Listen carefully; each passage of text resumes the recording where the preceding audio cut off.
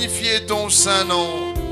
Tu es l'ancien des jours, le Dieu qui n'a ni commencement ni fin, celui qui connaît ni commencement de jour ni fin de jour, qui n'a ni père ni mère, qui n'a pas été engendré.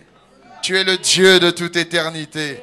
Nous sommes venus dans ta maison pour porter nos regards vers toi. Nous sommes venus dans ta maison pour nous laisser instruire par toi.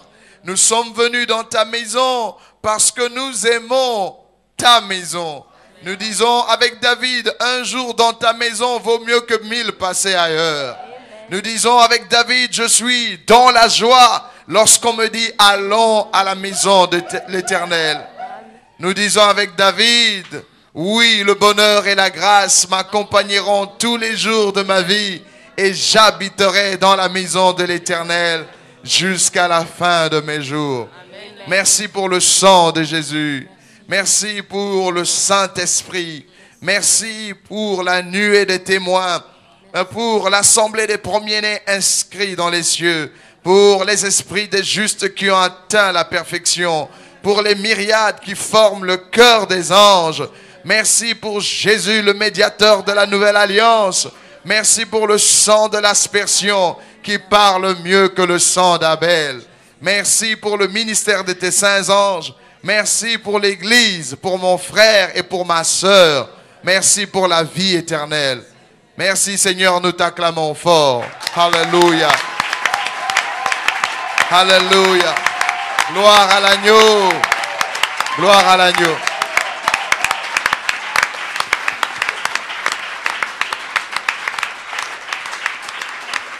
Gloire à l'agneau.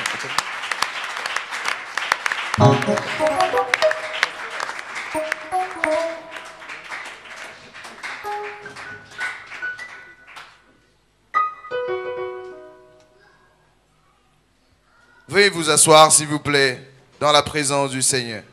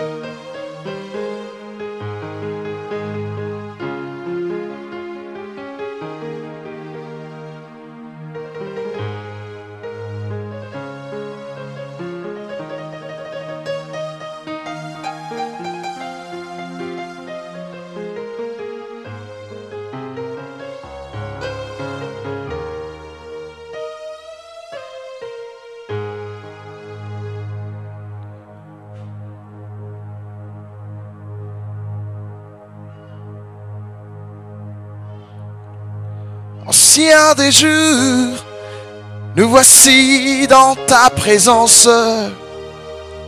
Ancien des jours, nous voici devant toi. Devant toi, pour chanter tes louanges. Devant toi, célébrer ta bonté. Reçois, Seigneur, l'offrande de nos lèvres. Reçois, Seigneur, la prière bouche. Adonai, entend le cri de nos cœurs. Adonai, entend le soupir de nos âmes. Soleil levant, lumière dans mes nuits, verbe divin, parole de vie, mélodie divine, cantique dans la détresse.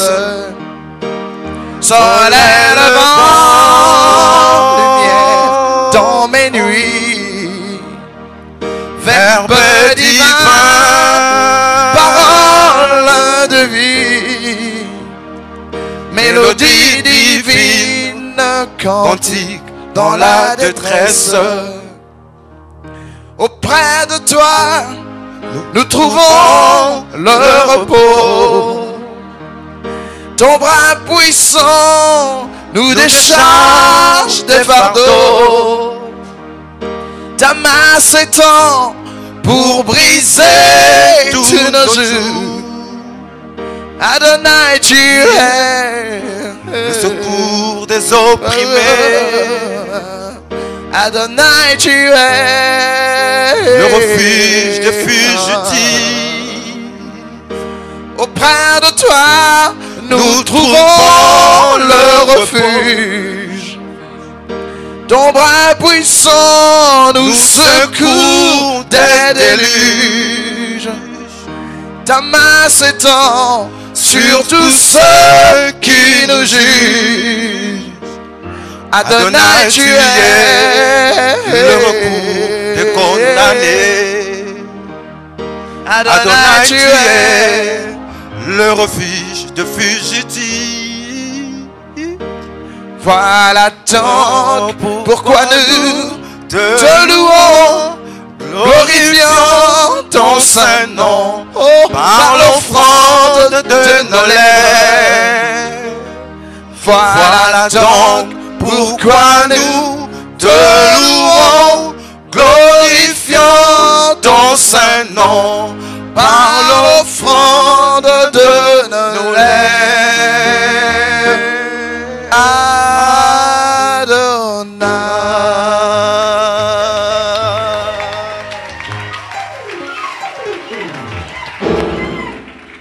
Alléluia. Bonsoir et bienvenue dans la présence du Seigneur cet après-midi. Pendant quelques instants, nous voulons parcourir la Bible, la parole de Dieu.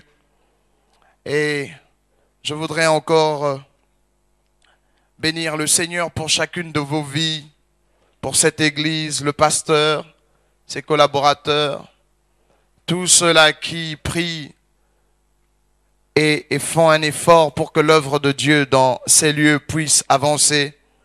Pour tout celui-là qui, avec son argent, avec son temps, avec ses moyens, d'autres ne le font pas aussi facilement, c'est avec des larmes et beaucoup de difficultés qu'ils sont en train de servir Dieu. Mais pour vous tous, j'aimerais vous dire que Dieu ne vous a pas oublié et qu'il se souvient de vous à cause de ce que vous faites pour lui. Amen. Vous savez, lorsque vous avez marché avec Dieu, après quelques années, vous comprenez que le chemin de la foi, ce n'est pas un chemin qu'on fait avec la force. Ce n'est pas la sagesse humaine. Ce n'est pas l'intelligence. C'est avec beaucoup de larmes, avec des supplications, que la grâce et la miséricorde de Dieu entretiennent nos cœurs. Et la Bible dit, ce n'est ni par force, ni par puissance, mais c'est par mon esprit, dit le Seigneur Dieu. Alléluia. Je compte ceci comme un honneur et un privilège qui m'est donné que de pouvoir venir au milieu du peuple de Dieu et avec crainte et tremblement ouvrir ma bouche pour parler, parce que en venant, j'essaie de m'appuyer autant que je peux sur le Saint-Esprit, car ce n'est pas mon expérience qui peut vous enseigner la parole, ce n'est pas ma justice qui peut vous aider à comprendre les choses. Moi aussi, j'ai mes yeux tournés vers notre Rédempteur, celui que vous connaissez tous, celui qui nous aime, qui nous a aimés et qui est mort pour nous en versant son sang au calvaire. Si on acclamait avec des cris de joie ce Seigneur Dieu-là.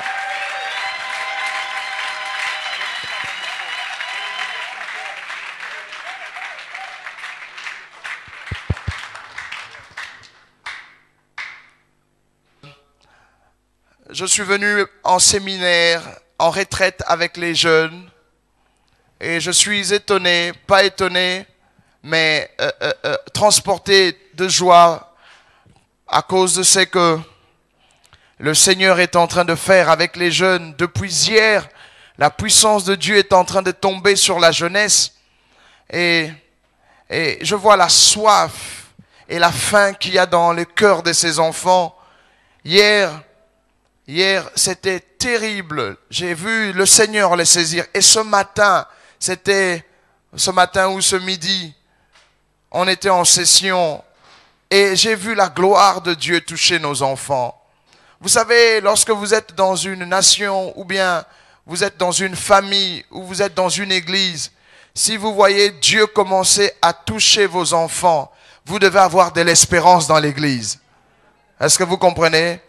Généralement, nous autres, les adultes, quand nous venons prier parce que nous avons des soucis et nous avons des besoins. Vous comprenez? Nous venons à Dieu pour qu'il guérisse. Nous venons à Dieu pour qu'il bénisse. Nous venons à Dieu pour qu'il restaure. Nous venons à Dieu pour qu'il fasse des choses. Les enfants sont insouciants. Ils cherchent pas l'argent. Ils ne payent pas leurs factures. Ils ne payent pas leur nourriture. Mais si les enfants commencent à pleurer pour que Dieu les touche, ça veut dire que réellement quelque chose commence à se passer. Vous savez, nous autres, quand on pleure dans l'église de foi, on ne pleure pas parce qu'on aime Dieu, on pleure parce que nous pensons à nos factures, nous pensons à nos problèmes. Vous comprenez cela? Quand un adulte pleure, c'est qu'il a des problèmes. Un enfant, quand il pleure, c'est qu'il a des besoins. L'enfant ne pleure jamais parce qu'il a des problèmes. L'enfant pleure parce qu'il a des besoins. Il a faim, il a soif, il veut un jouet, ou bien il cherche une consolation. Un enfant, quand il pleure, c'est parce qu'il a des besoins. Mais lorsqu'un adulte pleure, c'est parce qu'il a des problèmes. Et si vous voyez les enfants pleurer dans la présence du Seigneur, c'est qu'ils ont soif de Dieu. Comme dit le psalmiste, comme une biche soupire après des courants d'eau. Ainsi, mon âme soupire après toi, ô Dieu. Mon âme a soif de Dieu, du Dieu vivant. Et David, dans le psaume, il est dit, quand irai-je et paraîtrai-je devant la face de mon Dieu? Mes larmes sont ma nourriture, jour et nuit, pendant que l'on me dit sans cesse, où est ton Dieu? Tout le monde pleure. La Bible rapporte le verset le plus court de toute la Bible. Ce verset n'a que 2 mots. Dans Jean 11, 35, si ma mémoire est bonne, il n'y a que 2 mots dans ce verset. On dit, Jésus pleura. Jésus pleura. C'est le verset le plus court de la Bible qui présente le Créateur ayant des sentiments comme si c'était des sentiments humains. Au fait, il était humain. Jésus pleura. Et cet avant-midi, lorsque j'ai expliqué aux jeunes gens que pleurer est une bénédiction. Pleurer est une bénédiction. Devant le Seigneur. Je ne parle pas pleurer à cause des problèmes, mais pleurer parce qu'on a soif de Dieu. Mes larmes sont ma nourriture jour et nuit, parce que mon âme a soif de Dieu et soif du Dieu vivant. Lorsque vous êtes un adorateur, vous pouvez connaître le cœur que vous avez pour Dieu. Regardez si, quand vous êtes dans le secret, à genoux devant Dieu, si vous pleurez. Si vous voyez dans votre vie de prière, il n'y a plus de larmes. Il n'y a plus cette capacité d'être ému par la présence du Saint-Esprit, ce que votre cœur est devenu trop dur devant Dieu. Quand le Saint-Esprit se meut dans nos cœurs, Jésus dit, des fleuves d'eau vive couleront de son sein.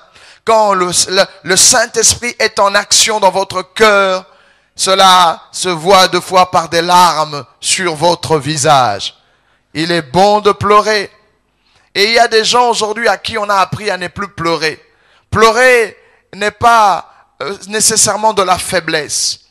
Pleurer peut être une qualité de la force. On pleure de joie, on pleure de tristesse. Il y a beaucoup de choses qui font pleurer. Mais nous avons tellement soif de Dieu.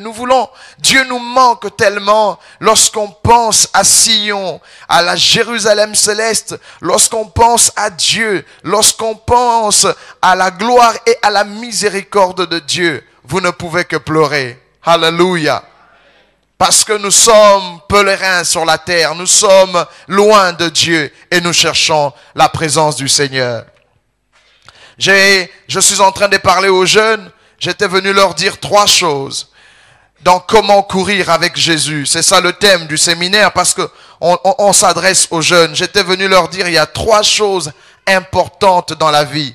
Tout être humain doit expérimenter cela. Tout être humain normal passe par ces 3 phases. Je sais qu'il y en a parmi nous qui sont adultes. Vous avez peut-être 50 ans. Vous avez 50 ans dans votre corps. Mais il y a des gens qui sont dans leur cœur des enfants. Vous comprenez? Nous avons des adultes qui meurent avant parce qu'ils n'ont pas l'habitude de pleurer. Ils n'ont pas trouvé une épaule sur laquelle il fallait pleurer. Je connais l'histoire d'un serviteur de Dieu.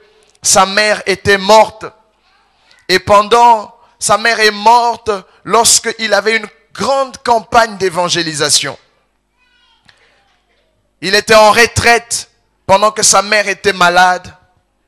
Et sa mère est morte. On ne lui a pas dit que sa mère est morte parce qu'on ne voulait pas le troubler. On voulait qu'il fasse d'abord le service du Seigneur. Et après avoir fait ces 3 jours de campagne d'évangélisation, on me raconte que l'homme de Dieu, lorsqu'il allait faire le deuil sur sa mère, on lui dit non, non, non, un homme de Dieu ne pleure pas. Un homme de Dieu ne pleure pas. Un homme de Dieu doit montrer que lui, il est solide devant les situations. Le pasteur en question, je crois qu'il était évangéliste, n'a pas osé pleurer sa mère. 2 semaines après ça, il est mort. Il est mort d'une crise cardiaque. Vous savez pourquoi? Parce qu'on lui a fait croire qu'il ne faut pas pleurer. C'est un mensonge. Sinon, on n'aurait pas mis ce beau verset. Jésus pleura. Nous sommes des êtres tripartites. Dieu forma notre corps de la poussière du sol.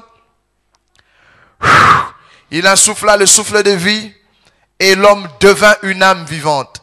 Dieu a mis dans l'âme des émotions et des sentiments. Il y a des choses dans l'âme, lorsque l'âme a trop de pression, l'âme a besoin de s'exprimer. Et quand l'âme a beaucoup de joie, l'âme pleure. Quand l'âme a une grande colère, l'âme pleure. Quand l'âme a une grande tristesse, la tristesse, la colère, la joie s'expriment par des larmes.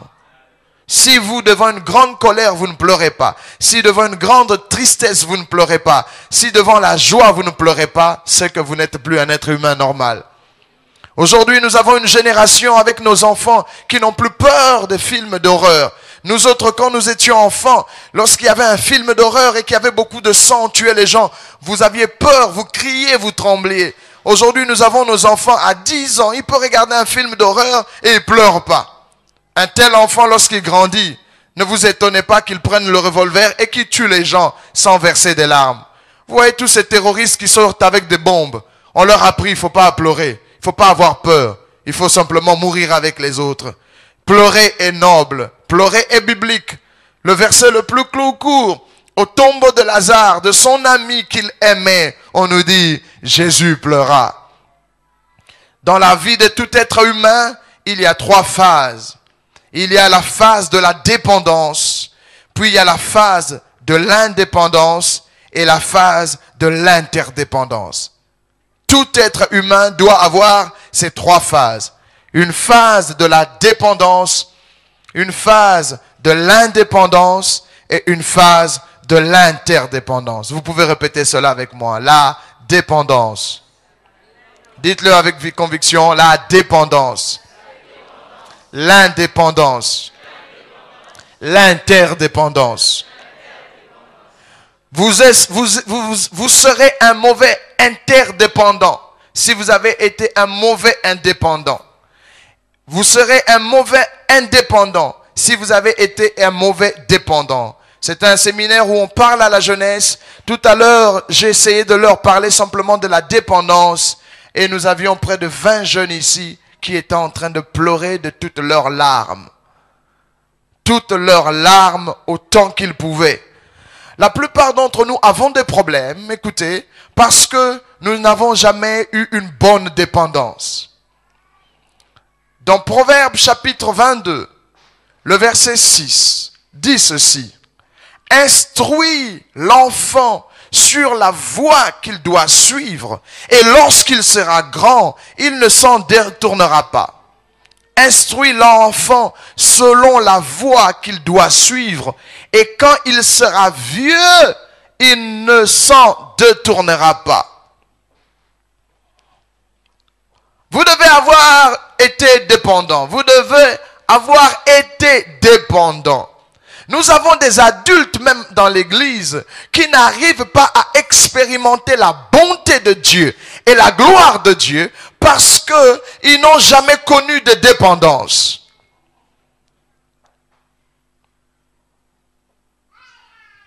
Ils n'ont jamais eu quelqu'un pour leur dire ce qu'il faut faire. Depuis qu'ils sont enfants, ils ont été rebelles. Et les gens pensent que aimer, ce n'est pas punir. Nous avons une génération de parents qui, l'enfant peut faire des bêtises, on le laisse faire. On continue à le cajoler. L'enfant ne veut pas aller à l'école, on dit « Oh ». L'enfant est têtu, on le dit « Oh ». L'enfant parle mal, on le laisse faire. Je vais vous dire une chose, si vous n'avez pas eu de parents pour vous discipliner, si vous n'avez pas eu de quelqu'un, même pas parent, père, mais si vous n'avez jamais eu quelqu'un pour vous dire ce qu'il faut faire, Dieu ne vous fera jamais confiance. Dieu dit dans sa Bible, n'éloigne pas la verge de l'enfant. Un peu de correction ne fera pas de mal à l'enfant. Nous avons besoin d'être dépendants. Nous avons besoin. Il n'y a pas d'âge où vous n'avez plus besoin que quelqu'un vous dise quelque chose. Il n'y a pas d'âge. C'est pas parce que vous êtes père, vous avez des enfants qui ont 30 ans, que vous devenez libre. Et beaucoup de gens sont venus à l'église et ne sont pas bénis parce qu'ils n'ont pas compris la bénédiction qui est rattachée au fait d'avoir quelqu'un qui vous dise ce qu'il faut faire.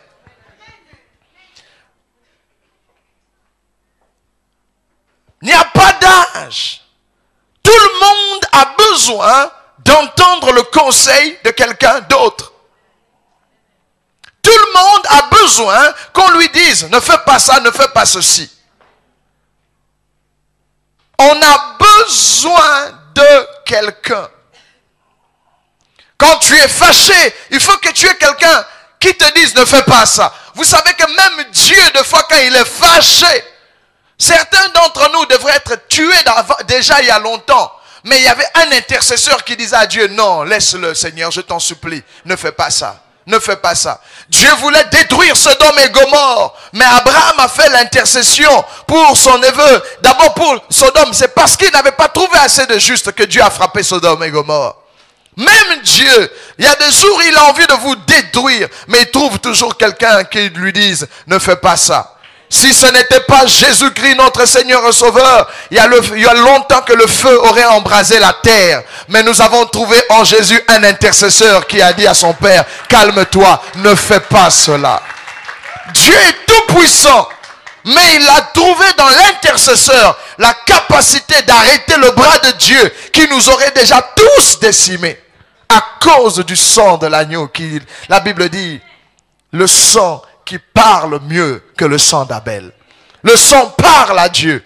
Le sang calme la colère de Dieu. Qui êtes-vous pour que lorsque vous vous fâchez, personne ne vous arrête? Qui êtes-vous pour que lorsque vous avez pris une décision, personne ne puisse vous dire autre chose? Qui êtes-vous pour vouloir une liberté? Personne n'est libre. Même Dieu lui-même n'est pas libre. créatures, Dieu s'est attaché toujours à nous par des alliances. Dieu lui-même n'est pas libre. Qui es-tu? Même Dieu, sur la terre, Dieu ne fait rien sans l'homme. Dieu a besoin de trouver un homme. Dieu a besoin de trouver une femme. Il cherche quelqu'un qui puisse intercéder. Et la Bible dit, quand il ne trouve personne, son bras lui vient en secours. Dieu a toujours eu besoin de quelqu'un. Au point, ne trouvant pas un homme pour l'aider, la Bible dit, tu n'as voulu ni sacrifice ni holocauste. Et Jésus lui dit, tu m'as formé encore. Je viens au Dieu pour faire ta volonté. Même Dieu s'est appuyé sur un homme, comme sur des hommes. Il a eu besoin d'Abel qu'on a tué. Il a eu besoin de Noé pour continuer l'humanité. Il a eu besoin d'Abraham pour pouvoir créer une nation qui pourra être prêtre ou prêtresse sur la terre. Il a eu besoin d'Isaac, de Jacob, de Joseph, de Moïse. Dieu a toujours eu besoin d'un homme. Nous avons tous besoin de quelqu'un. Dis, j'ai besoin de quelqu'un, Seigneur. Nous tous, nous devons passer par cette phase qu'on appelle la dépendance. Une phase où quelqu'un prend soin de nous. Et cette phase, depuis le jour où vous êtes conçus dans le sein de votre mère, même pour vous donner la vie, Dieu a eu besoin d'un papa et d'une maman pour vous donner la vie. Peu importe la manière où vous êtes nés, par aventure, même si votre papa et votre maman n'étaient pas mariés, même si c'était juste une aventure, mais Dieu avait besoin de quelqu'un pour que vous soyez ce que vous êtes ici. Il avait besoin de quelqu'un pour vous allaiter et vous donner à manger. Il vous a donné père et mère pour qu'on vous instruise. Vous avez entendu? Instruis l'enfant. À qui on parle là? On parle à un parent. On dit, tu es un enfant, dis-lui ce qu'il doit faire.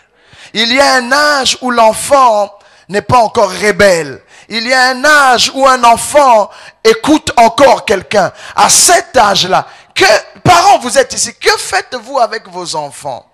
Nous sommes une génération où les parents ne s'intéressent plus à instruire les enfants sur la voie qu'ils doivent suivre. On n'a pas dit sur les voies, on dit une voie, la voie du Seigneur. Instruis l'enfant. Que fais-tu avec cet enfant que Dieu t'a donné? Que fais-tu? Tu le laisses devant la télévision, n'est-ce pas? Tu lui achètes des PlayStation. Tu le laisses lire des livres pornographiques. Tu laisses l'enfant regarder n'importe quoi. Tu rendras compte.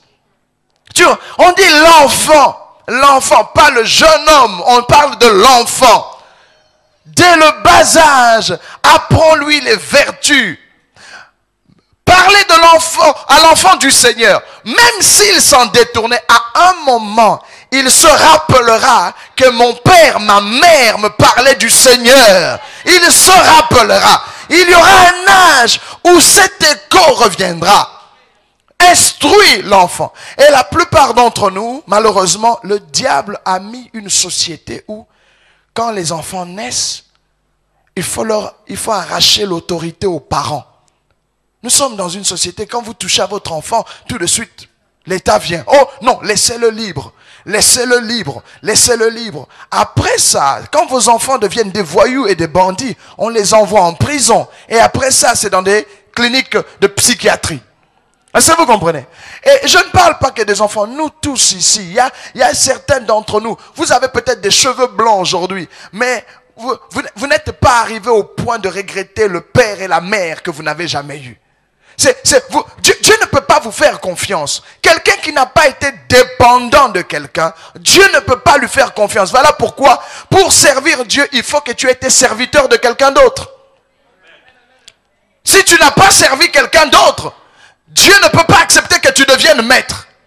Il faut que, même Jésus n'avait besoin de personne, il était Dieu.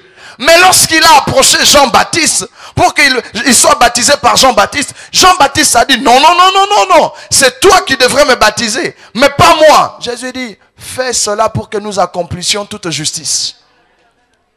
Tu es passé avant moi, Dieu t'a envoyé au-devant de moi, j'ai besoin de toi. Personne est libre. Si vous sentez un sentiment de libertinage dans votre cœur et de rébellion, vous n'allez jamais expérimenter la puissance et la bénédiction de Dieu. Il y a des gens qui se demandent pourquoi ils prient depuis si longtemps et pourquoi est-ce que les choses qu'ils demandent à Dieu ne viennent pas. C'est simplement parce que il y a une phase dans votre vie qui a manqué. La phase où vous deviez écouter quelqu'un. La phase où vous aviez besoin d'être dépendant. Puisque vous n'avez jamais été dépendant, Dieu a peur de vous faire confiance. J'expliquais ça à la jeunesse ce matin et je leur posais des questions. Qui est celui parmi vous, jeunes gens, qui a ses parents peut-être divorcés? Je voyais les jeunes, ça m'a étonné. Sans crainte, ils levaient les mains. Qui a des parents séparés?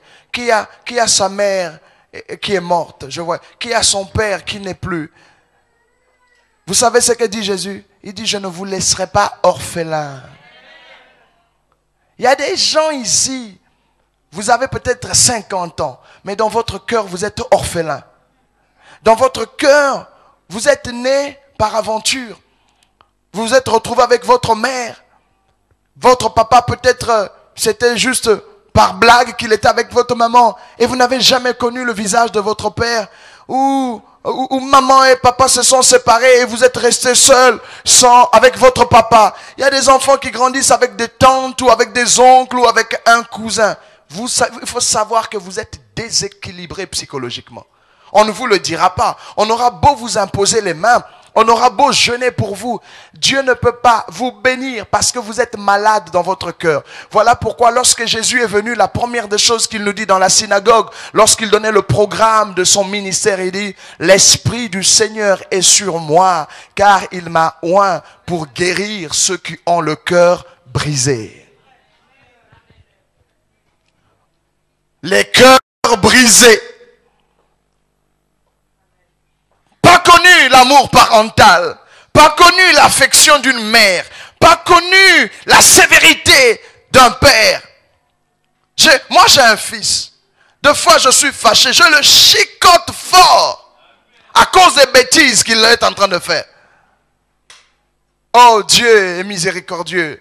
Un enfant est étrange. 20 minutes, il a pleuré devant moi. On tourne 20 minutes plus tard, il vient vers moi. Papa, est-ce que je peux prendre ça?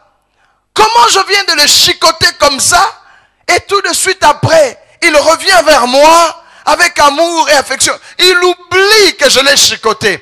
Pourquoi cela? Il sait que c'est son père. La Bible dit, les enfants qui ne sont pas châtiés, ce sont des enfants illégitimes.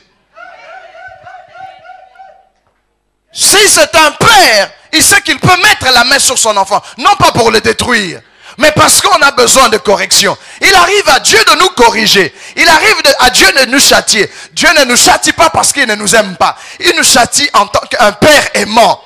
Il sait que la correction, la dépendance nous amènera quelque part. Un bon professeur qui aime ses étudiants, après leur avoir donné des leçons, il finit toujours par donner une interrogation. L'interrogation, ce n'est pas parce que le professeur ne t'aime pas. L'examen n'est pas un test pour te détruire. L'examen est un test pour voir si ce que tu as appris, tu l'as bien assimilé. Jésus a marché avec ses disciples. Il leur a expliqué des choses. Un jour, il les a arrêtés. Il dit, prenez un papier. S'il était aujourd'hui, il a dit, prenez un papier avec un bic. J'ai une question. Une question avec 2 volets. 1. Dites-moi, qui dit-on que je suis? 2. Et vous, qui dites-vous que je suis? Les preuves que Dieu nous donne, c'est pour voir si nous avons accepté la dépendance. La plupart d'entre nous, vous demandez la bénédiction, nous demandons que Dieu nous fasse grâce. Ça ne vient pas, non pas parce que Dieu n'est pas est contre vous. Je veux dire une chose, je ne sais pas si vous allez comprendre cela. Il y a beaucoup de chrétiens à qui, lorsqu'ils ont des difficultés, le mariage ne vient pas, les enfants ne viennent pas, le travail ne vient pas, le voyage ne vient pas. On leur dit, c'est le diable, combat, au nom de Jésus, démon de célibat. Au nom de Jésus, des fois, c'est pas un démon, c'est Dieu lui-même qui se bat contre toi. Demandez à monsieur Jacob ce qui lui est arrivé. Dieu lui a dit, tu as lutté contre les hommes et tu as lutté contre Dieu. Il y a des jours, c'est pas un démon, c'est juste Dieu. Dieu résiste aux orgueilleux. Comme tu n'aimes pas la soumission, toi tu n'aimes pas que quelqu'un te parle, eh bien, vous savez que nous sommes plus forts que le diable. Mais quand tu as jeûné des années, 7 ans, 10 ans, ça ne marche pas. Demande, peut-être ce n'est plus le diable. Tu as affaire à celui qui est au-dessus de tout nom qui peut se nommer. Lui-même met la barrière et dit, tu ne passeras pas ici jusqu'à ce que tu apprennes l'humilité. Humiliez-vous sous la même puissance de Dieu et il vous élèvera. Qui vous a dit que c'est toujours le diable? Non, il y a des jours, c'est pas tu te bats contre le Seigneur. Il veut que nous nous abaissions. Ayez les sentiments qui étaient en Jésus-Christ, qui n'a pas regardé son égalité avec Dieu comme une proie arrachée, mais il s'est abaissé, il a pris la forme d'un serviteur. Deux fois, c'est seulement l'humilité, la dépendance. Une phase importante. Nous sommes dans une génération où, à 12 ans, les jeunes filles sont rebelles. À 13 ans, plus personne ne peut leur dire quelque que ce soit. Nous sommes dans une société où le diable à l'école pousse nos enfants à la révolte et à la rébellion. Les enfants doivent se révolter. À 13 ans, à 14 ans, tout de suite, plus personne ne peut leur dire quoi que ce soit. Vous allez regretter cela plus tard. Toute mauvaise dépendance aboutira à une mauvaise indépendance. Ce n'est pas un plaisir que de ne pas avoir eu un papa ou une maman qui doivent nous dire quoi que ce soit. Et certains d'entre nous, c'est ce qui les freine dans l'église. Ils sont venus dans l'église, ils n'ont jamais eu papa et maman. Je ne sais pas à qui je m'adresse. Peut-être maman était morte quand tu étais jeune. Peut-être papa est décédé à peine que tu étais encore dans le ventre de ta mère. Il est arrivé à un enfant de Jacob du nom de Benjamin. Sa mère est morte à sa naissance. Une telle personne est déséquilibrée. Une telle personne, c'est pas un déséquilibré mental, mais on appelle ça des déséquilibrés psychologiques. Vous savez, l'homme est constitué de 3 parties. Il y a dans votre âme quelque chose qui manque. Voilà pourquoi on nous a donné le Saint-Esprit pour qu'il soit le consolateur. Il doit panser nos plaies. Vous devez tous être remplis du Saint-Esprit ici. Il faut que tout le monde parle en langue. Il faut que tout le monde connaisse le Saint-Esprit. Si tu peux venir à l'église, si tu ne passes pas du temps avec Pourquoi on parle de communion avec le Saint-Esprit? C'est pour nous guérir. C'est pour nous permettre de connaître la directive de quelqu'un. C'est pour cela que le Saint-Esprit nous conduit dans toute la vérité. Le Saint-Esprit te dira, ne fais pas ça, ne fais pas ça, ne fais pas ça. Parce qu'il n'y a pas d'âge. Vous avez besoin que quelqu'un vous dise quelque chose. Jésus dit à ses disciples, j'ai encore beaucoup de choses à vous dire, mais vous ne pouvez pas les supporter. Mais lorsque le Saint-Esprit viendra, le consolateur, il vous conduira dans toute la vérité. Il faut que quelqu'un vous conduise. Dites, conduis-moi Seigneur. Dites-le encore, conduis-moi Seigneur. Il faut que quelqu'un me conduise. J'ai besoin d'être dépendant. J'ai besoin que quelqu'un me dise. C'est pour cela, Dieu, à cause de la plupart d'entre nous qui sont nés dans des endroits où on n'avait pas quelqu'un pour nous dire ce qu'il faut faire, Dieu a créé l'église. C'est le projet de société de Dieu. C'est la famille. C'est là que Jésus a dit, si tu abandonnes père, mère, frère et sœurs et tout cela, si tu n'en as pas eu ou si tu n'en as plus, je donnerai au centuple des pères, des mères, des frères, des sœurs. Vous avez entendu Jésus dire ça?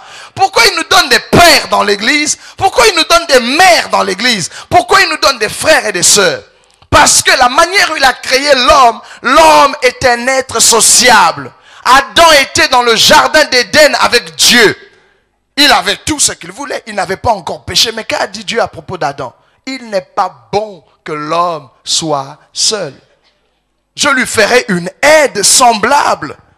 Donc Dieu a fait de l'être humain un être social. J'ai besoin. Vous savez, la plupart des pasteurs de foi qui ont des problèmes dans le ministère et qui s'écroulent, c'est parce que les membres regardent les pasteurs comme des robots et des hommes, des super-hommes. Ils pensent que les hommes de Dieu sont tellement forts, tellement puissants, qu'ils n'ont pas besoin d'affection. Et vous êtes là dans votre église, vous critiquez votre pasteur, je ne parle pas d'ici, je donne un exemple. Vous le critiquez, vous ne l'aimez pas, Un jour, le pasteur s'écroule. Et vous dites, ah, ça c'était vraiment un bandit. Non, c'est parce que vous n'avez pas compris un mystère. On a dit, le pasteur n'est pas un ange de Dieu. Il est homme de Dieu. Tout le monde dit après moi, homme. Il est homme fait de chair. Vous savez, Jésus a organisé une veillée de prière. Et il priait lui-même. Et il était arrivé au bout, il n'en arrivait plus. Il est venu vers les disciples pour voir s'ils pouvaient le soutenir dans la prière. Il dit, vous n'avez pas pu veiller avec moi, même pendant 1 heure. Même Jésus avait besoin d'affection. Il est arrivé à un moment où son père était loin. Et lui, ses disciples étaient loin autour de lui. Même Jésus avait besoin d'affection. Nous avons tous besoin de quelqu'un qui nous soutient. Voilà la raison d'être de l'Église. Dieu nous redonne une famille. Ceux-là qui n'ont pas eu quelqu'un pour leur dire quelque chose. Dieu, vous venez à l'église, Dieu vous donne un pasteur. Dieu vous donne l'église comme étant votre mère, remplie de frères et de sœurs. Que devient l'église pour vous? Un mystère qui vous empêche de faire ce que vous voulez. Il vous est jamais arrivé, vous étiez autrefois dans le monde, vous allez librement dans les boîtes de nuit, vous vous promeniez comme vous voulez. Mais aujourd'hui, quand vous êtes là, vous savez que vous êtes engagé dans la foi. Vous savez que les frères peuvent vous voir. Ça fait plaisir, hein, d'être surveillé par les frères. Quand vous n'aviez personne, même quand vous n'étiez pas marié, vous pouviez prendre une femme, circuler. Aujourd'hui, même si vous trichez, vous vous cachez. Pourquoi? Vous dites peut-être que les frères habitent par ici. Peut-être qu'il y a des sœurs qui vont me voir. Malheur à vous si vous vous dites, ne jugez pas, c'est ma vie. Dieu a mis des gens autour de nous pour nous surveiller. Il y a des gens qui font des péchés comme ils veulent. Et quand on leur dit frère, pourquoi tu fais ça? Il dit, la Bible dit ne jugez pas. Qui vous a dit que la Bible a dit ne jugez pas? La Bible a dit ceux qui sont spirituels jugent de tout. Non, on ne condamne pas, mais nous jugeons. La Bible interdit de dire, toi, puisque tu as fait ça, tu iras en enfer. C'est Dieu qui est capable de jeter en enfer. Mais si tu voles, je te dirais, ma soeur, on ne fait pas ça. Si tu es menteuse, je te dirais, mon frère, on ne fait pas ça. Si tu es voleur, là, les gens veulent être libres. Nous, personne n'est libre. Nous sommes dans les liens de l'amour. Est-ce que vous comprenez un peu? Nous avons besoin de quelqu'un qui nous dise ce qu'il faut faire. Est-ce que vous comprenez cela? Vous avez besoin de quelqu'un. La première phase importante pour bien marcher avec Jésus, quand vous entrez dans l'église, vous devez vous asseoir, poser des questions. Demandez comment on marche dans la foi. Posez la question à ceux-là qui vous ont dévancé. Ceux qui ont marché avec le Seigneur avant vous. Demandez comment ça se passe. Si vous êtes trop libre, vous n'allez jamais réussir. Il n'y a personne qui soit libre. Dans ce pays, essayez de faire ce que vous voulez. La police est après vous. Est-ce que vous comprenez un peu? Il y a un magistrat, il y a le juge, il y a la loi. Vous ne pouvez pas rouler en voiture comme vous voulez. Tout est fait selon des règles. Et c'est une bénédiction que d'avoir quelqu'un qui vous dise quelque chose à faire.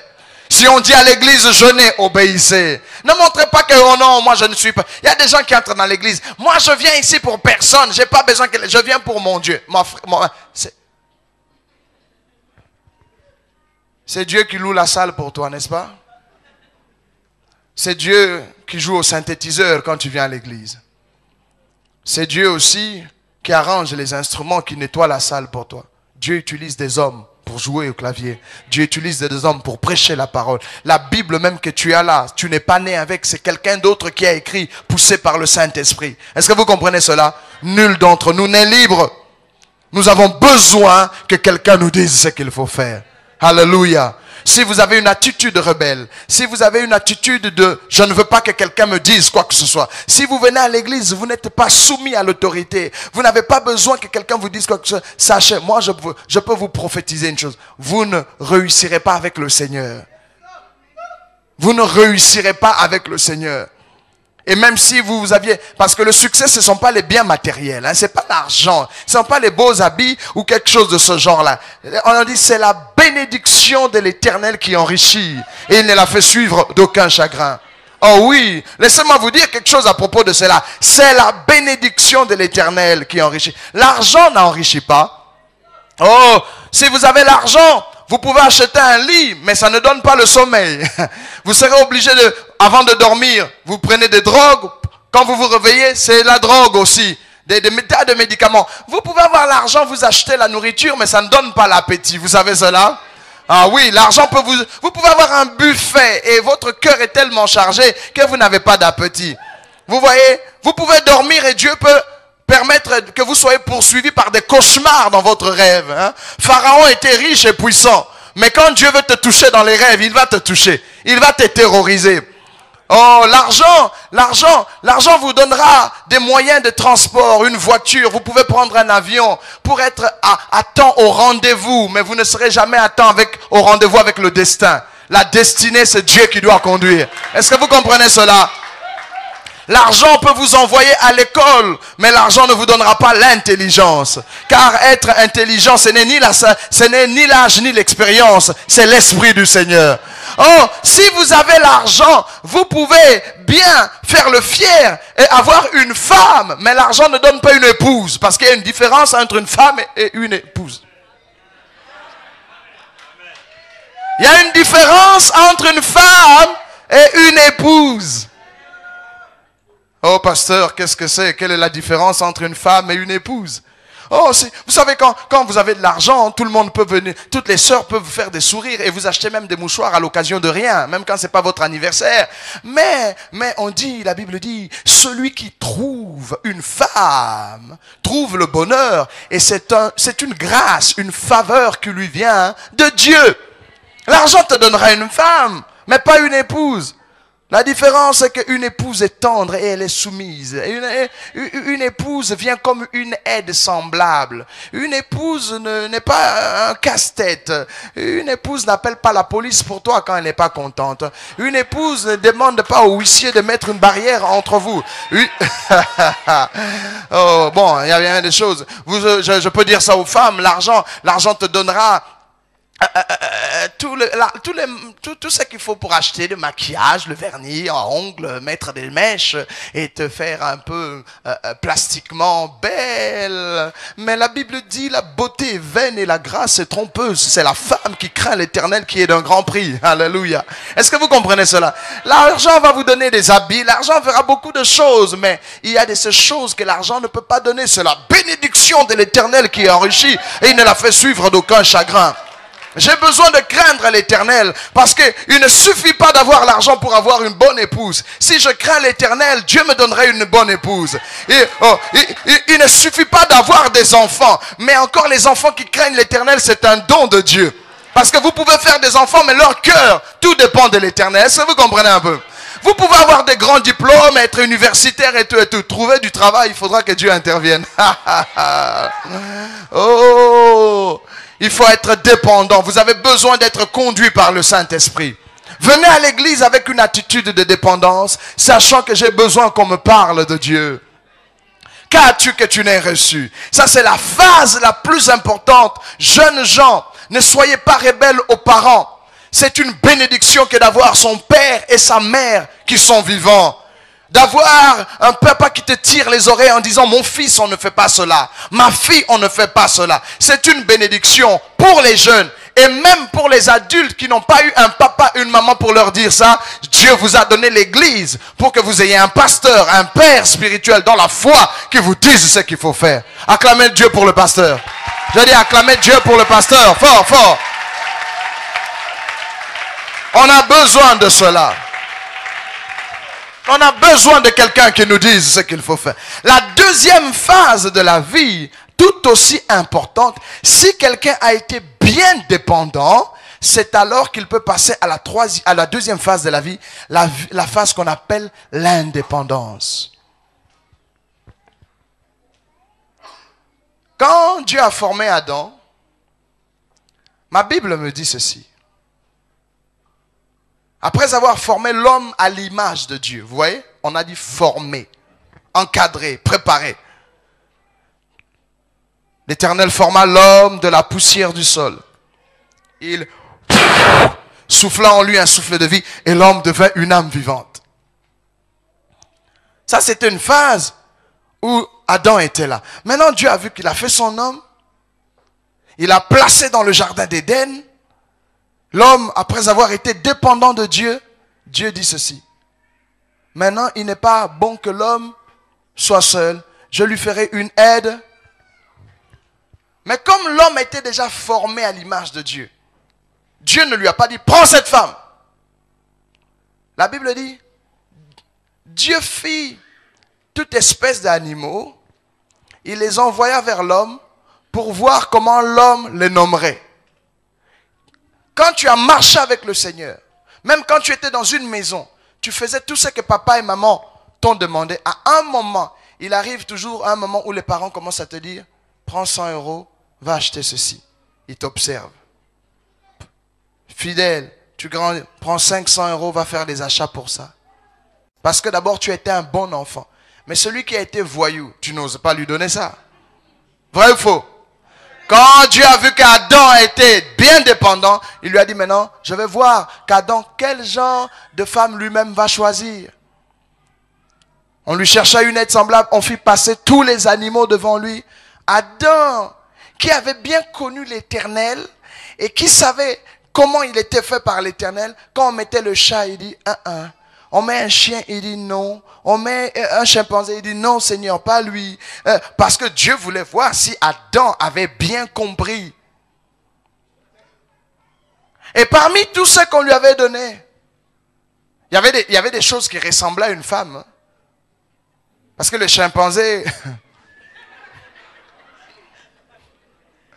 n'est pas tellement... Adam aurait pu dire, j'ai donné des animaux à tellement de noms à tellement d'animaux, je suis fatigué. Donne-moi même celle-là. Il a dit non. Et la Bible dit, à cause de sa dépendance, il a accepté d'attendre le don de l'Éternel. Vous comprenez cela? Il arrive toujours que vous restez à l'église longtemps et Dieu ne vous bénit pas. Non pas parce qu'il ne veut pas vous bénir, mais il regarde si vous serez toujours patient pour attendre Dieu. Et Adam, Dieu le mit dans un profond sommeil. C'est une image du repos que Dieu te donne avant de te bénir. La Bible dit, si l'Éternel ne bâtit la ville, celui qui le fait en vain. Si l'Éternel ne garde la ville, celui qui le fait en vain. Il dit, c'est en vain aussi que vous vous levez le matin, que vous travaillez, vous gagnez le pain de douleur. Mais il en donne autant à ses bien-aimés pendant leur sommeil. Oh. Il y a de ces choses qui viennent dans le repos. Dieu t'a encadré. Il a été sévère avec toi. Il t'a discipliné.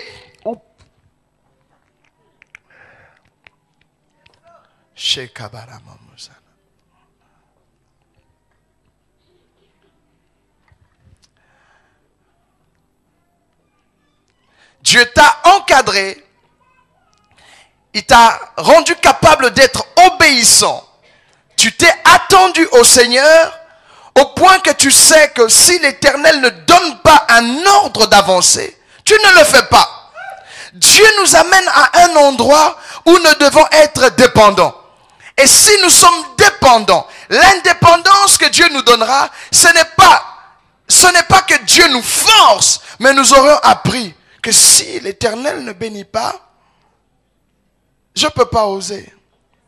Je ne peux pas épouser une femme que Dieu ne m'a pas indiquée. Ce serait une femme, mais elle risque de ne pas être une épouse.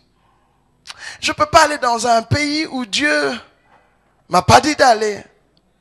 Il y a des gens qui sont venus en Europe ici par force. Dieu vous voulait en Afrique.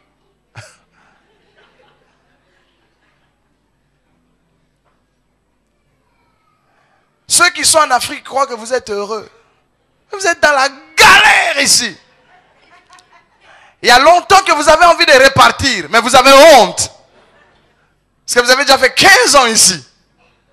Et vous n'avez rien pour aller prouver aux Africains. Je sais que pendant les soldes, vous achetez quelques habits, vous faites des photos, et vous les trompez. Et eux croient que vous êtes heureux, mais vous-même, vous savez. Pourquoi? Ce n'était pas le temps de Dieu. Vous devez savoir attendre. Mais vous saurez attendre si depuis le début de votre foi, vous vous êtes laissé discipliner par Dieu. Hein, quelqu'un qui a dépendu de Dieu, qui s'est attendu, qui a eu un encadrement, qui a laissé. Quand vous êtes venu à l'église, vous avez eu des frères qui vous ont dit ce qu'on fait, ce qu'on ne fait pas. Vous apprendrez à craindre l'Éternel. Vous savez de nos jours, hein, Nous voyons les gens dimanche matin venir saper, tirer à 4 épingles, belle voiture et ceci. Vous les voyez, des beaux bijoux. Mais vous ne les voyez pas rendre témoignage. Pourquoi les gens ne rendent plus témoignage? Parce qu'eux-mêmes savent que ce qu'ils ont là, ça ne vient pas de l'Éternel. Oh, vous n'aimez pas ça, hein? Excusez-moi, excusez-moi. On a peur de rendre témoin. On ne peut pas rendre témoin. Ce que tu as eu là, c'était un crédit. Même le mariage que tu es là, toi-même, tu as fabriqué ça. Toi-même, tu sais que ce n'est pas l'homme là qui est venu chez toi, tu lui avais acheté une chemise à son anniversaire, tu as forcé la bénédiction. La femme là, c'est par trafic d'influence. Vous comprenez? Nous avons des tas de choses aujourd'hui. C'est ce qui fait que l'église est triste. Parce que ce n'est pas la main de l'Éternel qui a fait ça. Nous n'avons pas attendu l'Éternel. Si vous attendez l'Éternel, oh, quand Dieu fait quelque chose, comment Dieu la fera pour vous, cela vous rendra heureux. Est-ce que vous comprenez ce que je suis en train de dire? Est-ce que, peut-être que je ne parle pas à tout le monde, peut-être que je m'adresse à quelqu'un. Je ne sais pas à qui je m'adresse. Il est bon d'être dépendant. Après la dépendance, Dieu lui-même vous donnera la liberté. Il vous donnera une indépendance, mais ce sera une bonne indépendance. Vous savez pourquoi les pays africains souffrent jusqu'aujourd'hui? L'indépendance ne leur a pas été concédée. Ils se sont révoltés. Parce que toi aussi, autrefois, tu étais étranger dans une terre étrangère. Ceux qui ont été dépendants, même le jour où ils deviennent indépendants, ils se souviennent qu'ils avaient appris quelque chose de quelqu'un. C'est pareil dans le ministère que nous faisons. Si tu es ici dans cette église, peu importe l'appel que tu as, évangéliste, pasteur, docteur, apôtre, prophète, il faut que tu aies une généalogie. Il faut que tu aies eu un pasteur. Il y a des pasteurs comme nous autres dans le ministère qui n'ont pas de pasteur. Il n'y a personne pour leur dire quoi que ce soit. Il y a des frères qui veulent commencer le ministère par la rébellion. Ça va mal tourner après. Si Dieu t'a appelé, sois patient. L'indépendance est bonne si la dépendance était bonne. Si tu as été... Vous savez, quand est-ce qu'une femme est une bonne ménagère chez elle? Quand est-ce qu'une femme est une femme vertueuse? C'est lorsqu'elle était jeune, elle était en train de faire le travail dans la maison de sa mère. Nous avons des jeunes filles aujourd'hui.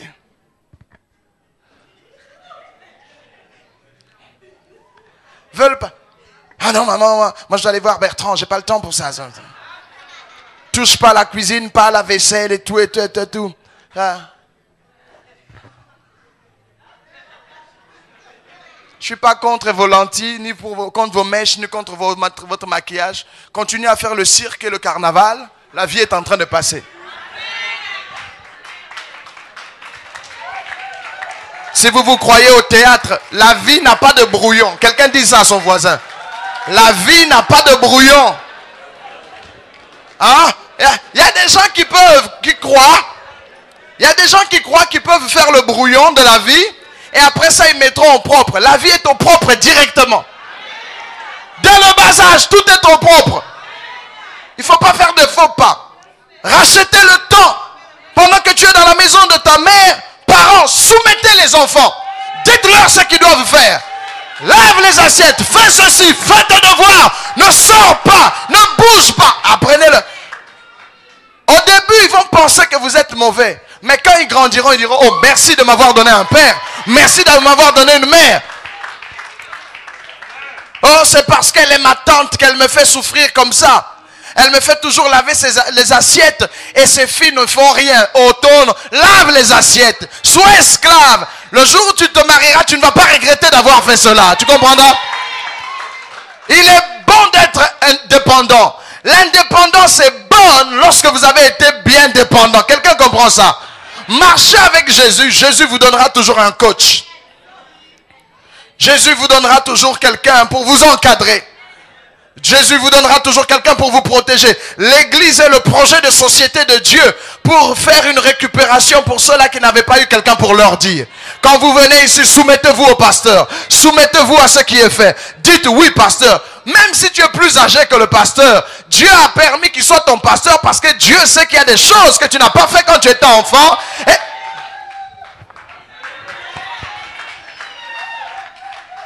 Il faut que quelqu'un me dise quelque chose Nous avons une génération de prédicateurs qui se lèvent. Vous lui demandez, mais voilà ma carte de visite. Qui es-tu? Il dit, je suis l'archbishop X. Ah bon?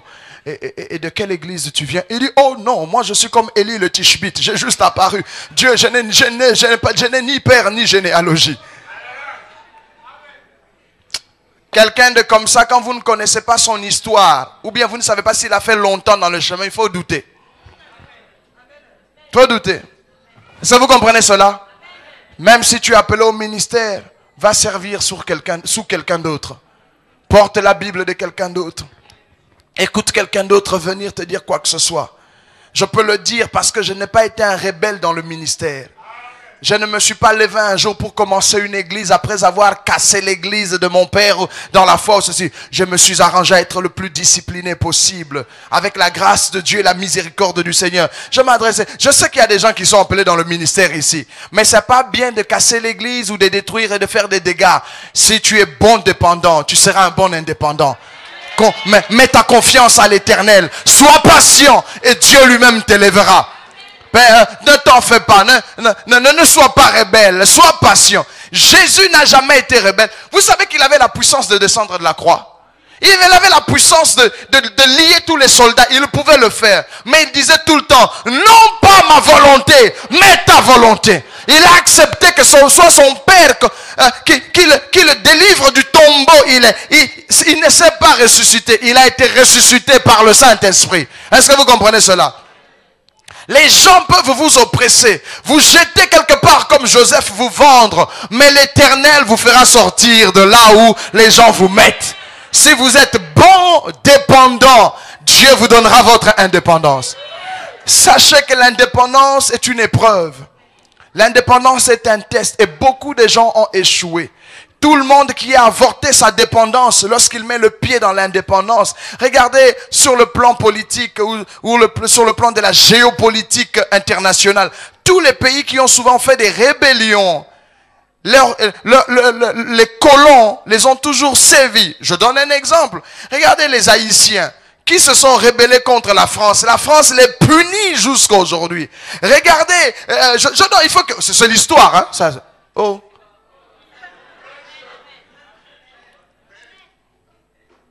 C'est l'histoire. Regardez nos pays africains qui se sont rébellés pendant les indépendances. Jusqu'aujourd'hui, des pays comme le Congo souffrent. C'est parce que ce sont des règles. L'apôtre Paul dit, je pense à je ne sais pas à qui là qui était, il dit aux esclaves, même si vous êtes esclave et que vous travaillez dans la maison de quelqu'un, travaillez comme si c'était le Seigneur lui-même que vous étiez en train de servir. Dieu n'est pas un Dieu de rébellion. Moïse a pris le couteau, il a tué l'Égyptien. Dieu l'a envoyé 40 ans d'exil. Parce que Dieu a dit, ce n'est ni par force, ni par puissance. Jésus dit, celui qui tue par l'épée, périra par l'épée. J'attends l'Éternel. Non, nous n'avons pas à combattre contre la chair et contre le sang, mais contre les autorités, les principautés, les dominations. Je n'ai pas dit qu'il faut accepter l'oppression, mais il faut crier à l'Éternel. C'est l'Éternel qui délivre. Est-ce que vous comprenez cela? Vous apprenez cela. Si votre dépendance est mauvaise, votre indépendance sera mauvaise. C'est comme ça que vous voyez, après l'indépendance dans les pays africains par exemple, ceux qui étaient des mauvais dépendants, à leur tour sont devenus des dictateurs sur leurs frères. Est-ce que vous comprenez cela? Celui qui se rébelle dans un ministère, comme ici par exemple à l'église, tu te fâches un jour, tu quittes l'église après avoir fait la pagaille.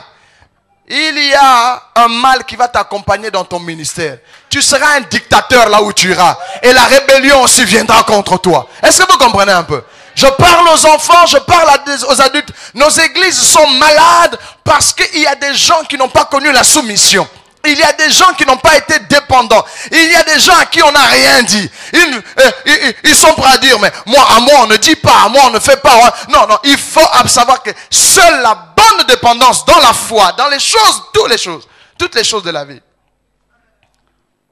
Si vous voulez être un médecin, pourquoi on donne des stages? C'est pour que vous voyez les autres travailler.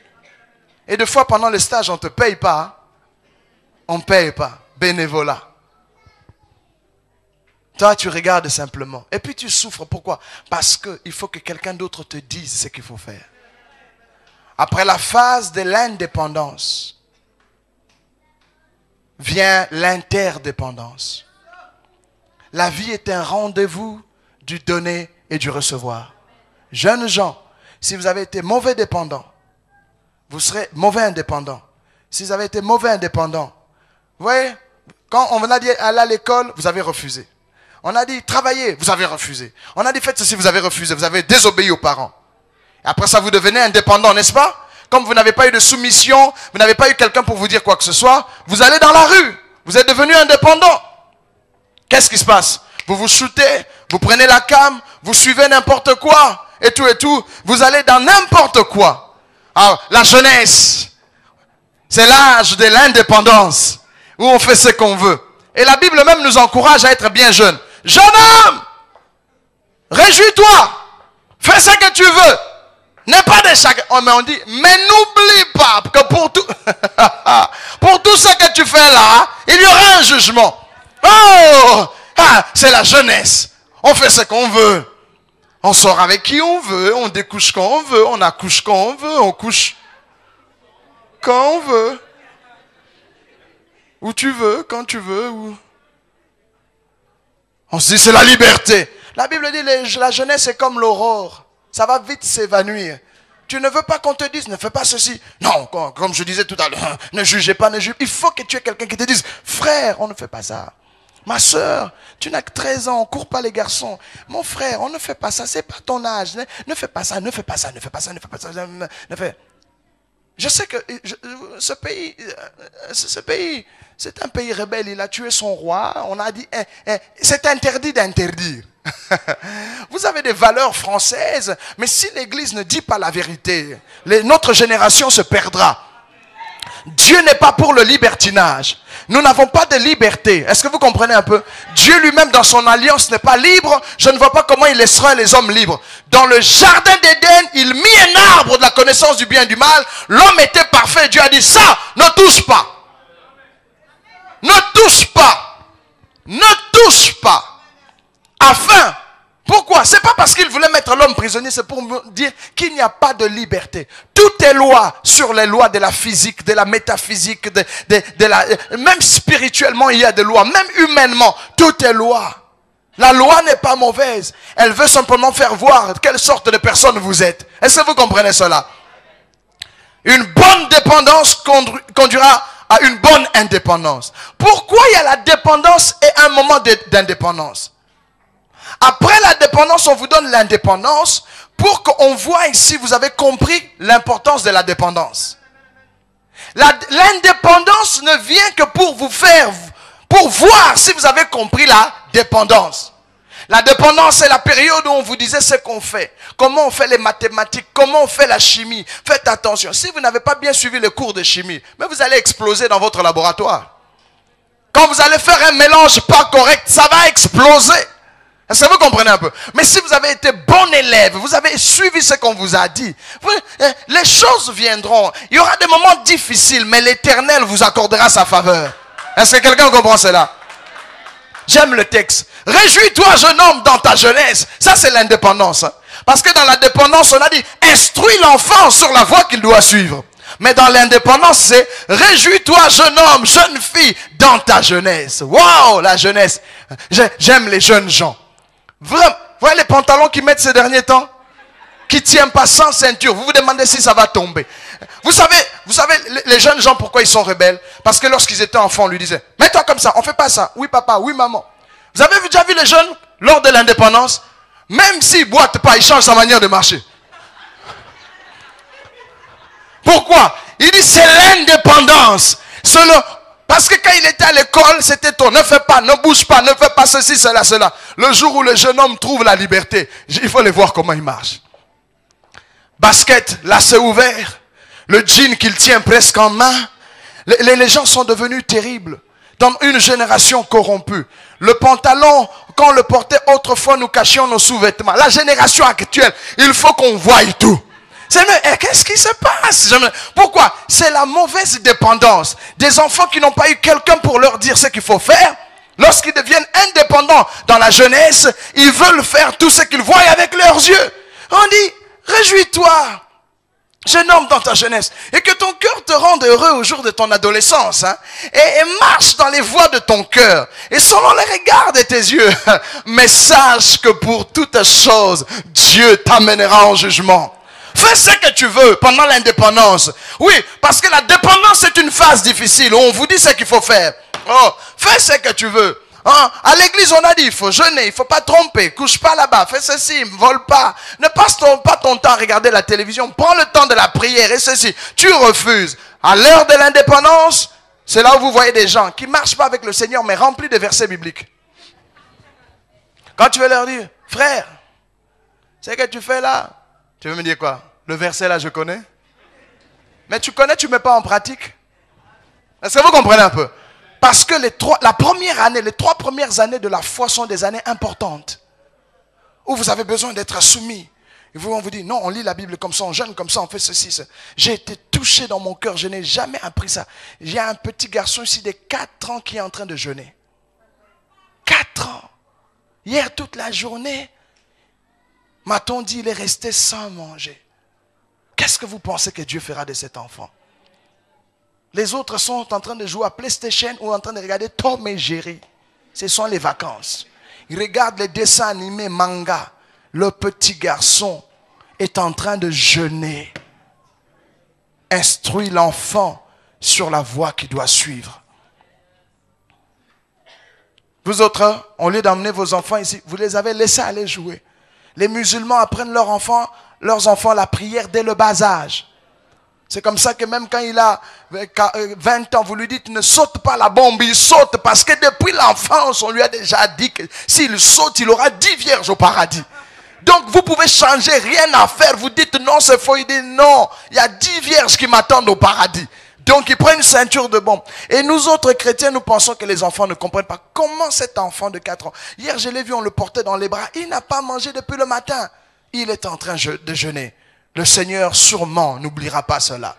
Cet enfant est comme Samuel que sa mère est venue laisser à l'église entre les mains d'Élie. Vous avez besoin que quelqu'un vous dise quelque chose. Il n'y a pas d'âge où on n'a plus besoin que Dieu nous dise quoi que ce soit. Abraham a été appelé à 75 ans pour marcher avec Dieu. Et Dieu lui a dit, marche devant ma face, quitte ton pays, quitte ta patrie, quitte la maison de ton père. Il y en a qui ne réussissent pas ici parce qu'ils viennent à l'église avec des sentiments partagés. Ils n'ont pas adopté bien adopté l'église. Ils pensent toujours que les frères sont des étrangers. Surtout la plupart d'entre nous ici. Lorsqu'on dit par exemple de donner la dîme, vous ne voulez pas donner la dîme parce que vous préférez envoyer sur Western Union l'argent à vos frères et vos sœurs qui sont en Afrique. Vous trompez la maison de Dieu, vous favorisez votre famille. Et puis après ça, vous espérez que l'Éternel te bénira. Tu rêves. Je ne sais pas à qui je dis si tu rêves. Non, tu vas pas dire amen. Je m'en fous. Tu rêves. Si tu ne donnes pas ta dîme, tu préfères envoyer. Ouais. Vous allez voir. Regardez, pasteur, regardez. Qui sont membres dans cette église, ils ont fait au moins 1 an. Lève la main. Au moins 1 an. 1 an et plus, à partir de 1 an. Lèvez la main. Qui sont chrétiens, au moins 1 an. Levez la main, je vous en supplie. Minimum 1 an. 1 an et plus. Peut-être 1 an et demi, 2 ans. À partir de 1 an minimum, levez la main. Faites ça. Vous voyez, vous n'êtes pas obéissant. J'ai dit, faites ça. Très bien. Tous ceux qui ont été fidèles dans leur dîme les 6 derniers mois, lève la main.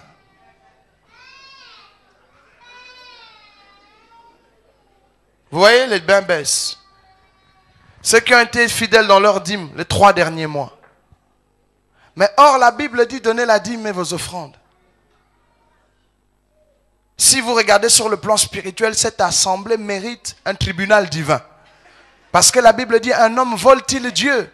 Un homme trompe-t-il Dieu? La simple chose de prier. Qui s'est levé ce matin, qui a fait au moins 20 minutes de prière? Lève la main. Regardez cette grande église. 20, j'ai dit, non pas les jeunes gens qui sont en retraite, vous êtes obligés de prier. Je parle des gens qui sont dehors. Vous voyez, je ne vous juge pas, je ne viens pas pour vous exposer, je viens vous montrer simplement ce qui se passe. Abraham avait 75 ans.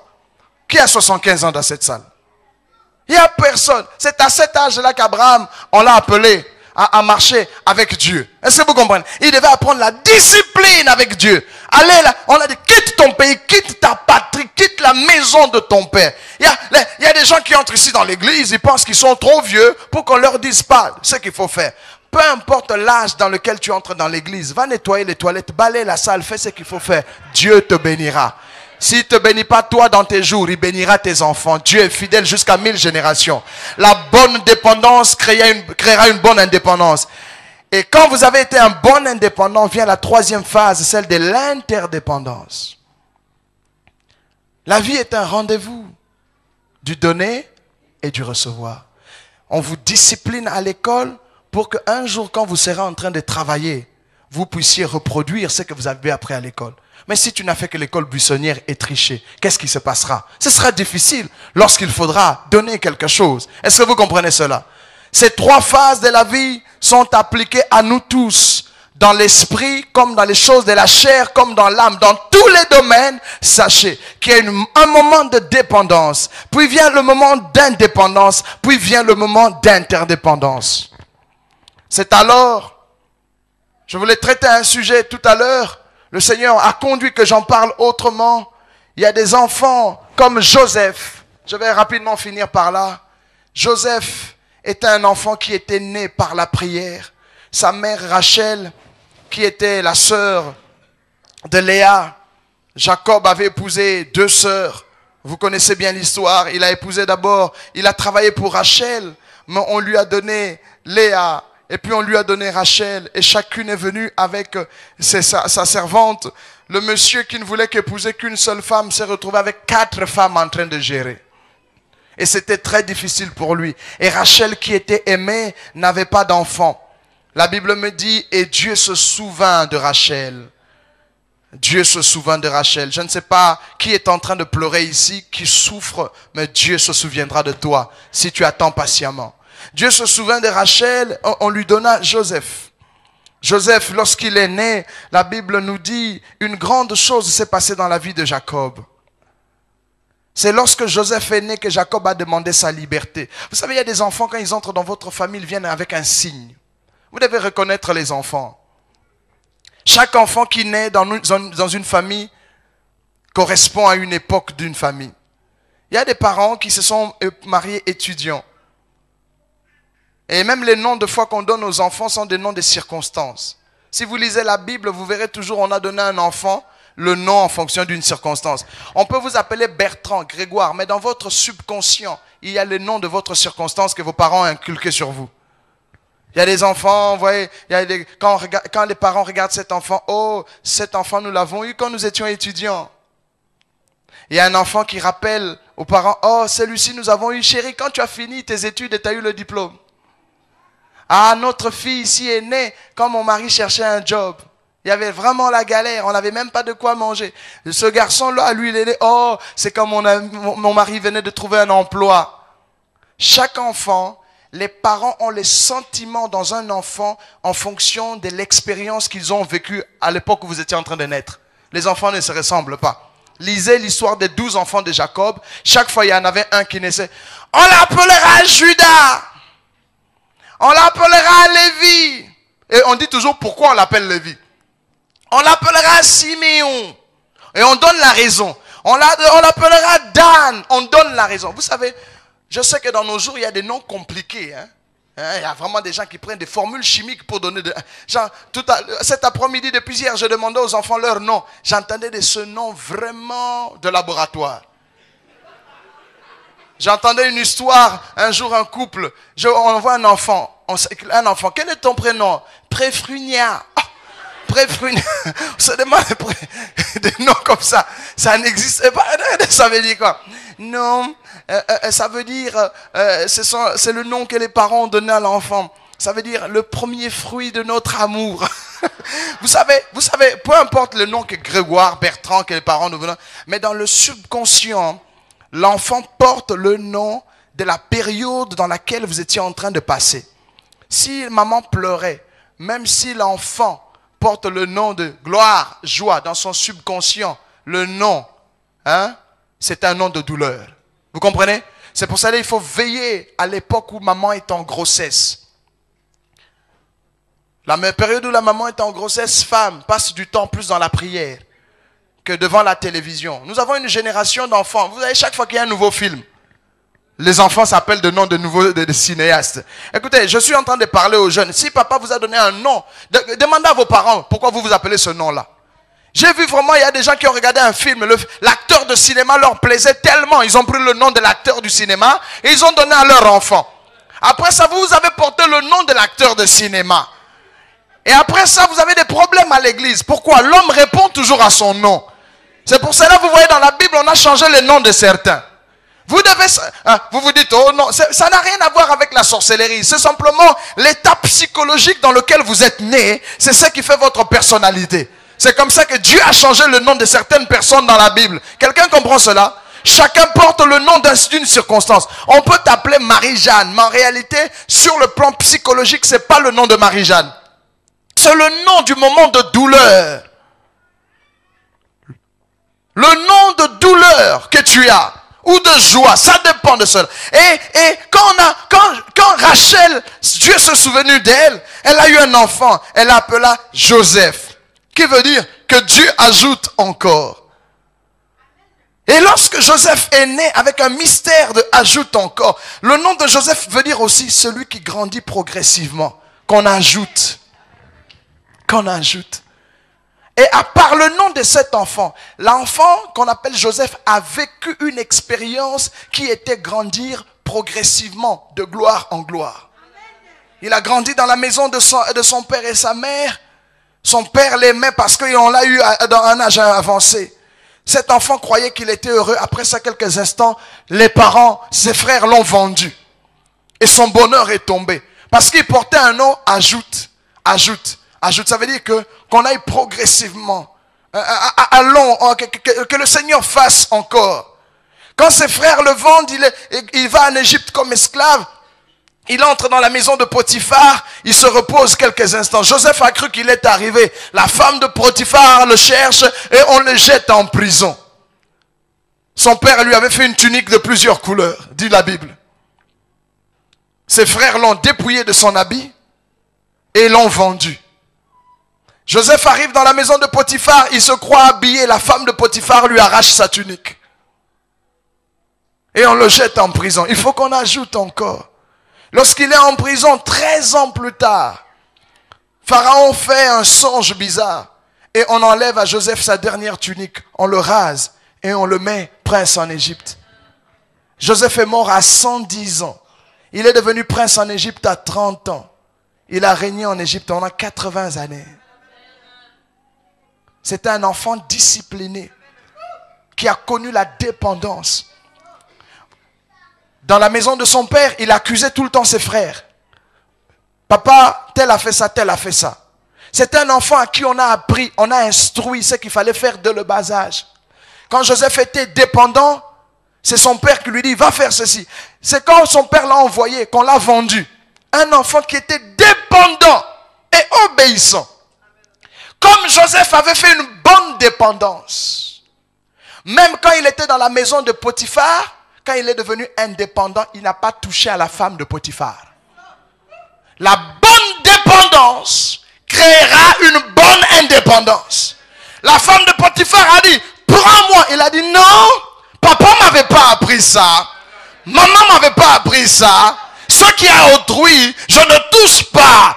Mon maître m'a donné tout dans la maison. J'ai été un bon élève dans la maison de mon père et de ma mère. J'ai été très dépendant. Même indépendant, je ne peux pas être rebelle. Instruis l'enfant sur la voie qu'il doit suivre. Et quand il sera vieux, il ne s'en détournera pas.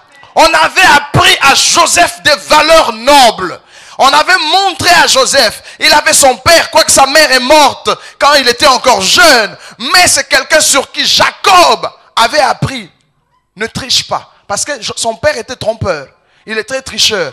Mais quand il a rencontré Dieu, Dieu ne lui a jamais pardonné cela. On a brisé la hanche de Jacob. La hanche de Jacob, il était obligé de boiter le reste de sa vie. Il a compris que ça ne sert à rien de voler la bénédiction de quelqu'un d'autre. Vous savez que Jacob n'était pas béni. On croyait qu'il était béni. S'il était béni, pourquoi est-ce que le jour où il a lutté avec l'ange, il a encore dit à l'Éternel, bénis-moi? Vous comprenez un peu? Son père Isaac l'avait béni. Il avait volé, mais il n'était pas béni. Il est allé chez Laban, il a fait des choses, mais il n'était pas toujours béni. Parce que c'est la bénédiction de l'Éternel qui enrichit. Ce que Dieu ne t'a pas donné, tu vas le perdre. Le ministère que Dieu ne t'a pas donné est fragile. L'appel que Dieu ne t'a pas donné est fragile. Quand ce n'est pas Dieu qui t'élève, si les hommes t'élèvent, les hommes t'abaissent. Si les hommes te donnent, les hommes t'arrachent. Si les hommes font pour toi, ils vont te critiquer. C'est pour cela, lorsque Abraham, après avoir fait la guerre contre les 3 rois, et qu'il a récupéré son neveu Lot, il a pris l'argent. On lui a dit, oh, partagez. Il a dit, non, je ne partage pas. Prenez ce que vous voulez. Moi, j'attends la bénédiction de l'Éternel.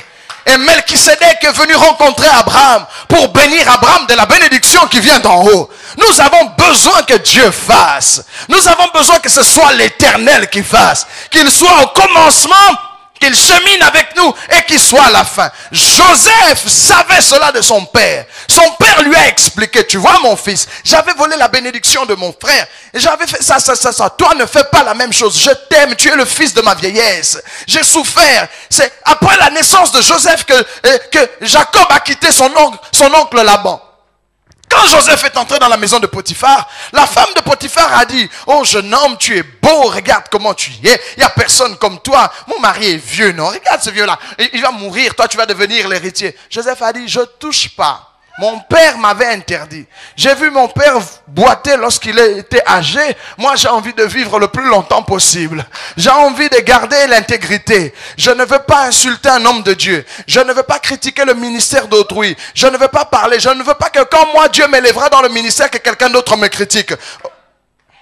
Je ne veux pas toucher à ce qui est autrui. Je vais être fidèle. On m'a dit de balayer la salle, je vais balayer la salle. On m'a dit de laver les toilettes, je vais les balayer. Il est bon d'être dépendant. Le jour où j'aurai l'indépendance, je pourrai être quelqu'un capable de gérer l'indépendance. Vous avez compris cela? Joseph a géré son indépendance. Potiphar n'était pas là. Il aurait pu coucher avec la femme de Potiphar comme il voulait. Est-ce que vous comprenez cela? Vous voyez David. David a pris la femme de Uri, Bathsheba, il a tué Uri. Vous savez pourquoi? David avait eu une mauvaise dépendance. Le garçon n'était pas aimé de sa famille. Le roi David, quand il est né, vous savez pourquoi son père le laissait avec le troupeau? Vous ne savez pas. David n'est pas né dans la maison familiale. Son père et sa mère étaient ensemble. Mais le père de David, Isaïe, était moitié juif, moitié moabite. Parce que c'est Ruth la moabite, qui est ancêtre du papa, la grand-mère pratiquement. Le papa d'Ésaïe, c'est l'enfant de Ruth et de Boaz. Vous comprenez cela? Alors lorsque David, le papa de David et la maman de David, lorsque la maman à un moment donné, Ésaïe, il y a eu un problème. On a dit tous ceux qui ne sont pas 100% juifs ne doivent pas avoir ceci, cela. Le papa de David était tellement découragé qu'il a renvoyé la maman de David. Il dit, ça sert à rien que j'ai des enfants encore avec toi, parce que moi on m'accuse de ceci, cela, je ne suis pas pleinement juif. C'est l'histoire, c'est pas écrit dans la Bible, c'est une partie, c'est la tradition juive qui explique cela. Mais quand vous regardez le livre de Samuel, vous vous demandez, mais pourquoi David on le laissait? Pourquoi le jour où même Samuel est venu pour oindre un roi, on n'a pas appelé David? Pourquoi? Parce que dans la famille on ne l'aimait pas, il était considéré comme un bâtard.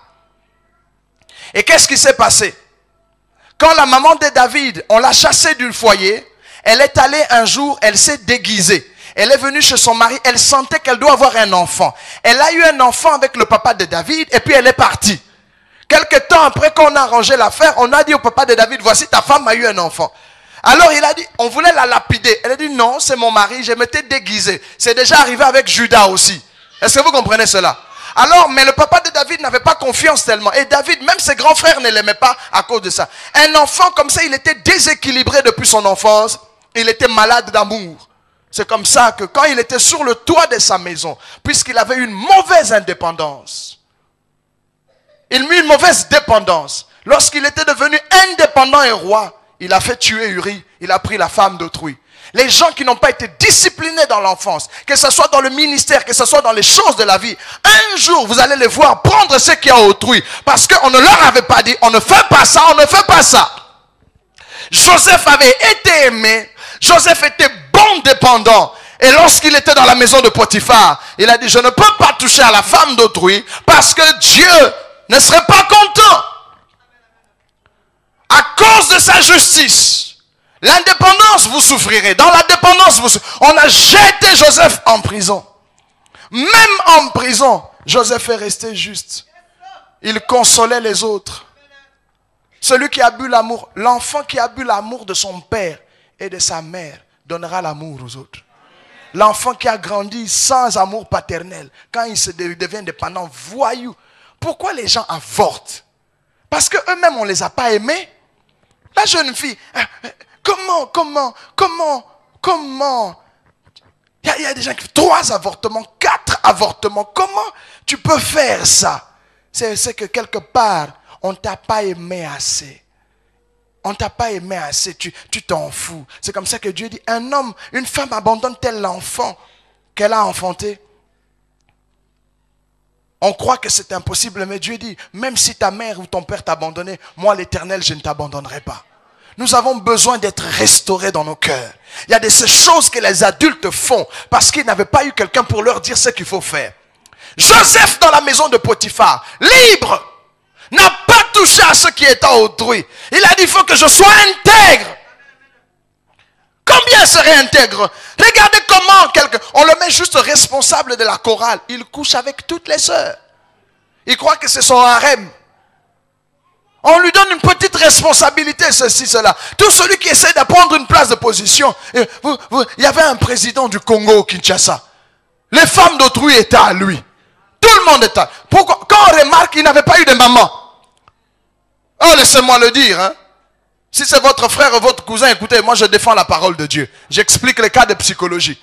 Un homme qui monte au pouvoir et qui a beaucoup d'argent et qui n'a pas été bien encadré prendra les femmes de tout le monde. Prendra ce qui est autrui. Mais Joseph ayant été bon dépendant, il a dit non, je ne touche pas à ce qui est autrui. David était un mauvais dépendant. C'est un enfant qui a grandi au milieu des lions et des ours. Capable de tuer Goliath sans peur. Pourquoi il avait ce caractère-là?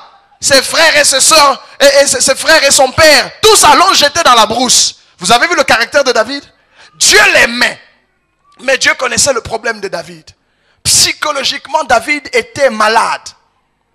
Jeune homme qu'il était. 15-16 ans. Se battant avec des lions et des ours. Laissez vos enfants devant des PlayStation violents. Vous allez voir ce qu'ils vont vous faire demain. Devant des Nintendo, des jeux, des Game Boy, des jeux bizarres, des films bizarres. Vous leur apprenez à être sans respect pour ce qu'il y a autrui. Une génération complète. Voilà pourquoi, en moindre chose, c'est les émeutes, on brûle les voitures. Ouais, ce sont des enfants qui grandissent dans la rue. Pourquoi? Ils n'ont plus personne pour leur dire. L'église est le projet de société de l'Éternel pour restaurer, réparer les cœurs brisés, essuyer les larmes de ceux qui pleurent. L'église, on vient à l'église, vous devez comprendre ce que c'est l'église. Joseph, quand on l'a jeté en prison, lui qui était bon dépendant, bon indépendant, même quand on lui a pratiqué la méchanceté, le Seigneur l'a laissé en prison. Mais un jour, Pharaon a eu un cauchemar. Puisqu'il était bon dépendant, puisqu'il était un bon indépendant, quand il est monté comme premier ministre, Joseph était un bon interdépendant. La vie est un rendez-vous du donner et du recevoir. On lui a donné de gérer l'Égypte. Même quand ses frères sont venus devant lui, il ne s'est pas vengé. Il était bon dépendant. Il était un bon indépendant. Et ses frères, il a pu aider et l'Égypte et aider Israël en même temps. Vous avez vu, il était devenu diplomate. Il était devenu un ambassadeur entre Israël et l'Égypte. Celui qui a été bon dépendant sera un bon indépendant. Et celui qui a été un bon indépendant sera un bon interdépendant. Pharaon devait maintenant louer les services de Joseph. La sagesse de Joseph, l'intelligence de Joseph a sauvé l'Égypte et a sauvé Israël de la famine. Est-ce que vous comprenez? Quelqu'un qui a bien suivi les leçons. C'est la même chose pour le ministère.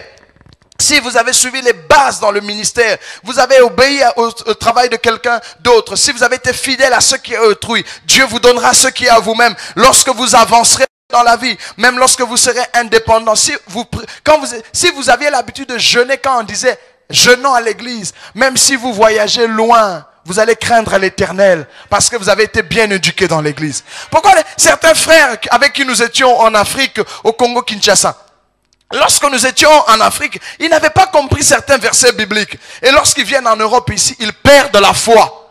Ils ne vivent plus correctement. Parce qu'au milieu de l'abondance ici en Occident, ils pensent qu'il ne faut plus jeûner, il ne faut plus prier. Mais nous autres, certains d'entre nous, qui avons été bien formés en Afrique, même lorsque vous descendez ici, l'Occident ne vous dit rien. Vous savez que l'Éternel est toujours vivant. La mode ne vous dit rien. Vous n'allez pas vous livrer à la prostitution parce qu'on doit vous acheter. Il y a des filles ici, vraiment, pour un McDo, pour un Quick, pour un peu de KFC, elles livrent leur corps. Est-ce que vous comprenez un peu? Juste parce qu'on t'a amené au restaurant, on t'a fait promener sur les Champs-Élysées le soir, tu as vu les lumières et tu te dis, je me livre à toi. Mais une fille qui a grandi dans la crainte de l'Éternel, dans la foi, tu ne peux pas l'acheter pour une voiture. Est-ce que vous comprenez?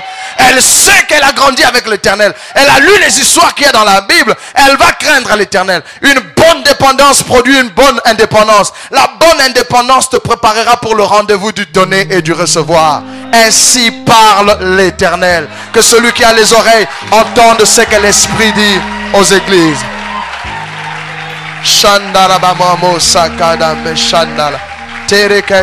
Lèvons-nous et prions. Je parle aux jeunes, mais tout le monde est jeune. Tout le monde est jeune dans son cœur. Il y a des gens qui sont vieux dans la chair, mais dans leur cœur, ils ont besoin que papa et maman les touchent.